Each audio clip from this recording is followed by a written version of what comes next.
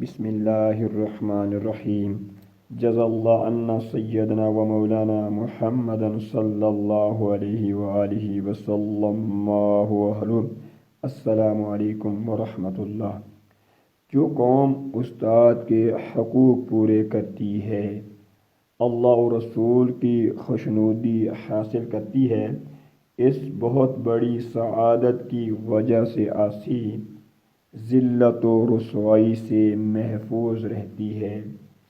اس بہت بڑی سعادت کی وجہ سے آسی ذلت و رسوائی سے محفوظ رہتی ہے۔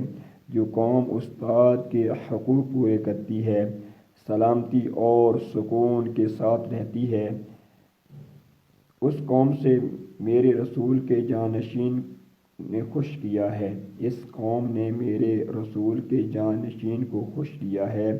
اس کو ہر نعمت سے نواز دو۔ اللہ کی ذات فرشتوں سے یہی کہتی ہے۔ جو قوم استاد کے حقوق پورے کرتی ہے، اللہ کی کرم نوازی اس پہ ہوتی رہتی ہے۔ علم کی اشاعت کرنے والے سے حقیقی محبت کی وجہ سے آسی وہ دونوں جہانوں کے لیے قابل رشک بن جاتی ہے۔ جو قوم استاد کے حقوق پورے کرتی ہے، اس عظیم الشان ہستی کو نظر انداز نہیں کرتی ہے، وہ وقت پہ عزت، دولت اور شہرت حاصل کرتی ہے، کسی کی بھی محتاج نہیں رہتی ہے۔